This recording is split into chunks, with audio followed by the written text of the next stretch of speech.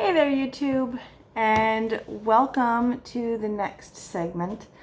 Before I start off today, I'd like to apologize for missing yesterday. It's been a bit of a stressful week, to be honest. I am struggling with being an upholder of the social contract and watching my fellow American citizens act like nothing short of spoiled toddler garbage. But enough about me. How are you today? Are you doing okay? Is quarantine doing all right? Have you decided that you're done with quarantine?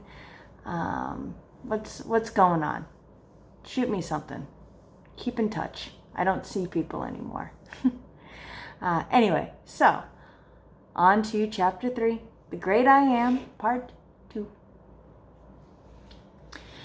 Though he hadn't wanted to attend NYMA, certain things made sense for Donald there, just as ROTC had for Freddie.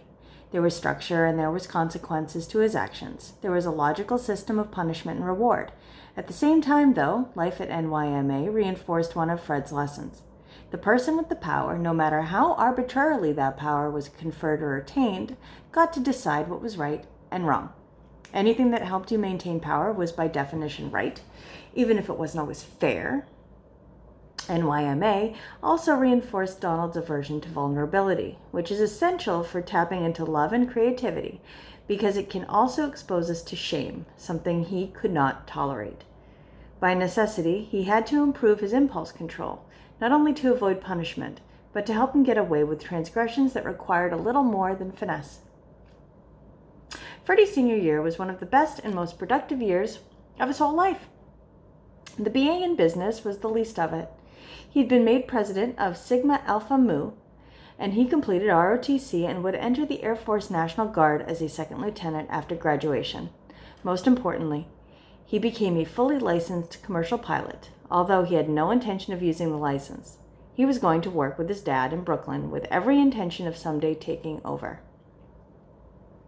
By the time Freddie joined Trump Management in the summer of 1960, Fred's company comprised more than 40 buildings and complexes, with thousands of units spread across Brooklyn and Queens.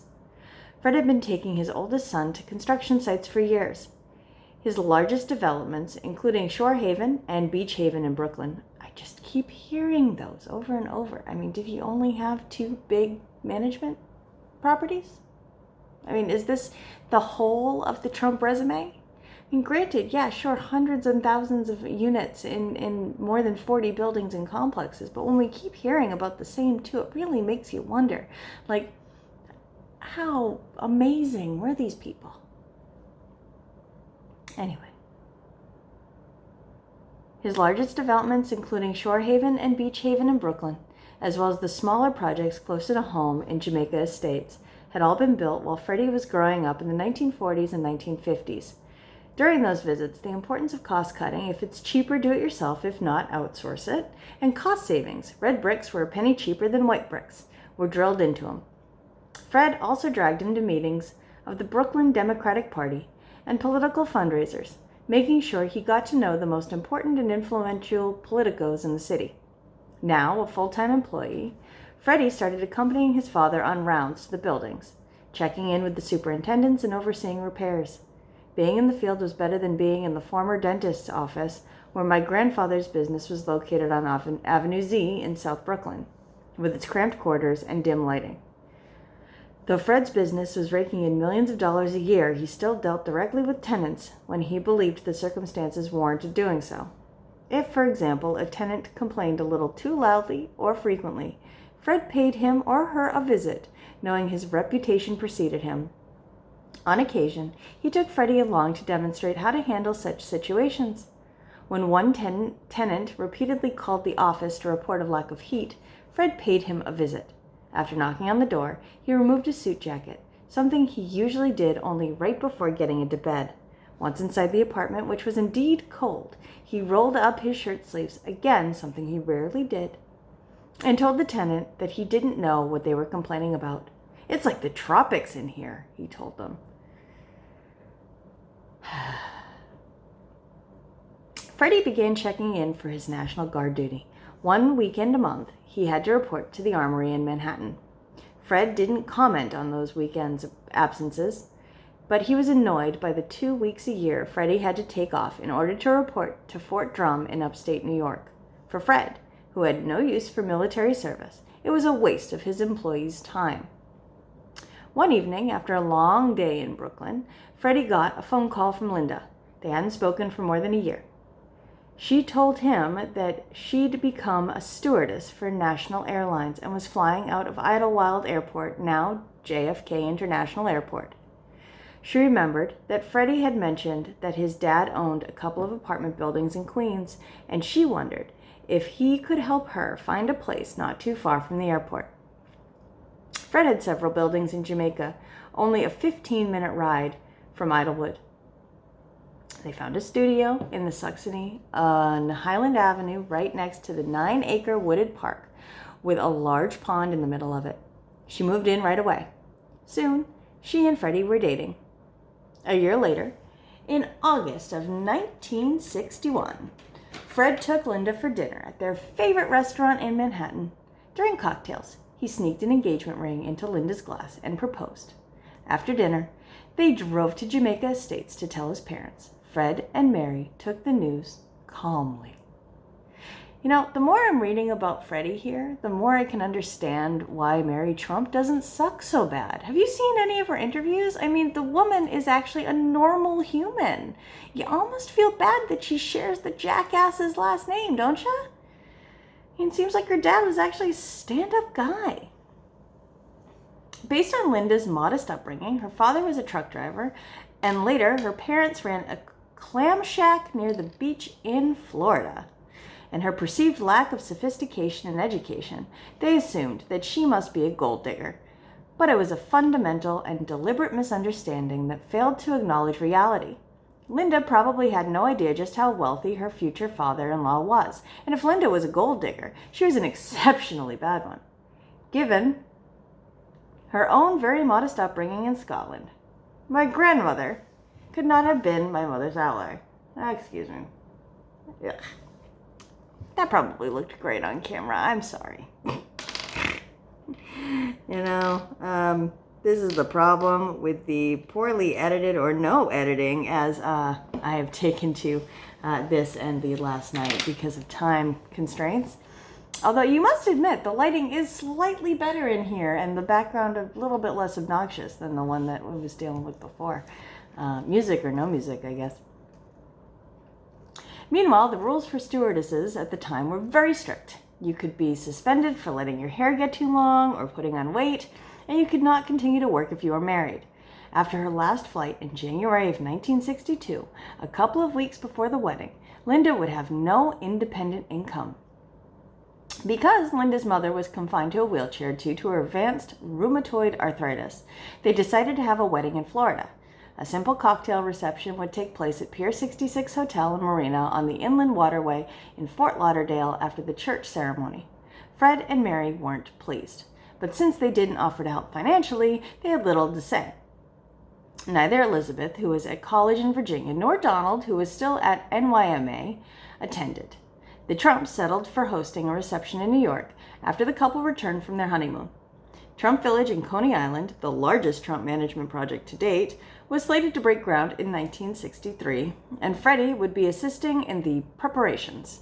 Fred expected him to take an apartment in one of his Brooklyn buildings so he could be close at hand to manage any problems that cropped up, but Freddie and Linda moved instead into a one-bedroom in the city on East 56th Street between First Avenue and Sutton Place. They bought a poodle, the first pet Freddie had ever had, and a few months later, Linda was pregnant. That November, Frederick Christ Trump III was born. A month later, Freddie bought his first plane, a Piper Comanche 180. He and Linda flew it down to Fort Lauderdale right after Christmas to show it and their new son off to Linda's parents. Her father, Mike, who often parked near the runway of Fort Lauderdale Airport to watch planes take off and land, couldn't have been more impressed. During one of the weekly dinners Freddie and Linda had with Mary Ann and her husband, David Desmond, whom she had married in 1960, Freddie told them about the plane, adding, "Don't tell Dad, he wouldn't get it." In September 1963, they moved into the Highlander, one of Fred's Jamaica buildings, down the block from where Linda had lived when she had first moved to town 3 years earlier, a stepping stone to a house on Long Island. The Highlander was typical of Fred's buildings, having a grand entrance to distract from the substandard rental units. The lobby had a large sunken space with a formal sitting area blocked off by velvet ropes and stanchions on one side, and on the other a huge display of oversized tropical plants. Between them, floor-to-ceiling plate glass windows looked out onto a wide expanse of flagstones and brick steps on either side, curving up to the sidewalk. On either side of the steps was more extravagant foliage, towering oak trees and exotic plants with enormous dark green leaves, another Fred Trump touch. The building stood at the top of a hill on Highland Avenue, essentially the dividing line that ran through Jamaica. The north side had a more suburban feel and was predominantly white. The south side was urban and predominantly black. The front and back doors of the building gave onto two different worlds. Freddie and Linda took a 2-bedroom apartment on the southeast corner of the 9th and top floor, overlooking the park and Jamaica High School in the distance on one side and South Jamaica on the other. Freddie worried at first that being the landlord's on-site son, as well as an employee of the company that owned the building, would give people an open invitation to bother him at all hours. But the building was less than 15 years old, and the superintendent made sure the other tenants left him alone. Not long after the move, Freddie told Linda he wanted to become a professional pilot. After 3 years at Trump Management, he found the work a grind. Almost from the beginning, his father had frozen him out of the day-to-day operations of the Trump Village development. Instead, he'd been relegated to handling tenant complaints and overseeing maintenance projects. Being a pilot would give him a chance to do something he loved while making a good living. Before the dawn of the jet age in the early 1960s, there had been a 7-year hiring freeze on commercial pilots. With the introduction of the Boeing 707 and Douglas DC-8 into airline fleets, however, air travel exploded. Pan Am launched overseas flights in 1958 and loaned its jets to National for domestic routes. The following year, TWA, American, Delta, and United were all using jets which, larger, more powerful, and safer to fly than their turboprop predecessors, could carry more passengers greater distances. With the expansion in air services came a demand for qualified pirates.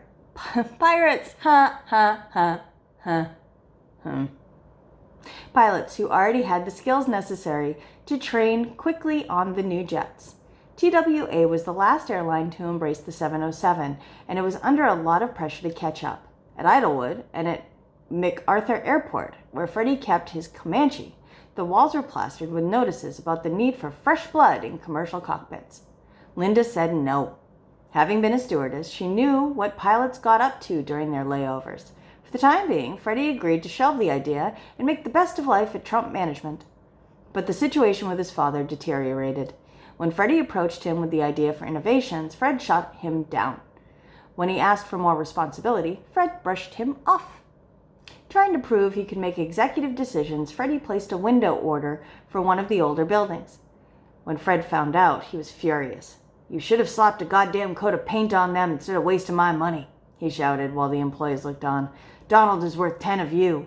He never would have done anything so stupid." Donald was still in high school at the time. And never mind the fact that, Donald's a fucking moron. He is now, probably wasn't a whole lot better in high school.